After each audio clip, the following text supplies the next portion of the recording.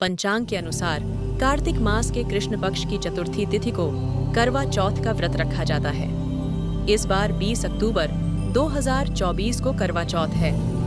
इस दिन महिलाएं पति की लंबी उम्र और वैवाहिक जीवन सुखमय के लिए निर्जला उपवास रखती हैं। इस पर्व में चांद की खास भूमिका होती है, क्योंकि महिलाएं चंद्रमा को अर्घ्य देने के बाद ही व्रत का पारण करती हैं।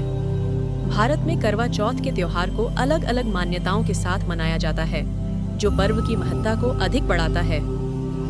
महिलाएं सखी सहेलियों संग तैयार होकर करवा माता की पूजा करती हैं और एक दूसरे को शुभकामनाएं देती हैं। इस वर्ष के करवा चौथ में कुछ खास उपाय करने से भाग्य में वृद्धि और पति की आयु लंबी का आशीर्वाद मिलता है। आज के हमारे इस वीडियो में हम प्रचलित कथा सुनेंगे और इस विशेष अवसर पर कुछ उपाय है उनके बारे में जानेंगे। तो चलिए शुरू करते हैं आज की कथा। एक समय की बात है, एक साहूकार था जिसके 7 बेटे और एक प्यारी सी बेटी करवा थी। वह परिवार बड़ा खुशहाल था। हर साल की तरह इस बार भी करवा चौथ का व्रत आ गया। सेठानी, उसकी बहुएं और करवा ने मिलकर इस पवित्र व्रत का संकल्प लिया, जिससे उनके पतियों की लंबी उम्र हो। रात का समय आया। साहूकार के लड़के भोजन करने के लिए बैठ गए।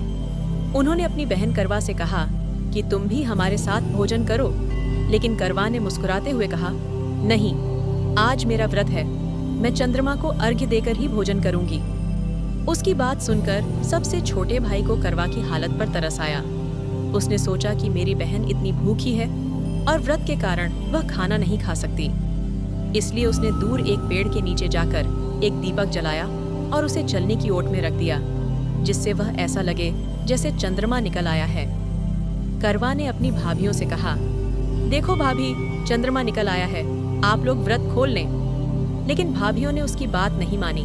उन्होंने करवा के आग्रह को नजरअंदाज कर दिया। भाई की चतुराई और बहनों की संकोच ने करवा को भ्रमित कर दिया। उसने सोचा, अगर चंद्रमा निकल आया है तो मुझे भी व्रत तोड़कर खाना शुरू कर देना चाहिए। उसने अर्घ्य देकर पहला निवाला मुंह में डाला। जैसे ही उसने वह पहला टुकड़ा खाया, उसे जोर से छींक आई। उसने दूसरा निवाला लिया और उसमें से एक बाल निकल आया। तीसरा निवाला मुंह में डालते ही उसे अपने पति की मृत्यु का समाचार मिला। यह सुनते ही करवा का हृदय टूट गया। वह बेहद दुखी हो गई। उसकी भाभियों ने उसे समझाया कि व्रत गलत तरीके से टूटने के कारण देवता उससे नाराज हो गए हैं। इस पर करवा ने दृढ़ निश्चय किया कि वह अपने पति का अंतिम संस्कार नहीं करेगी। उसे अपने सतीत्व और प्रेम की शक्ति पर संपूर्ण विश्वास था।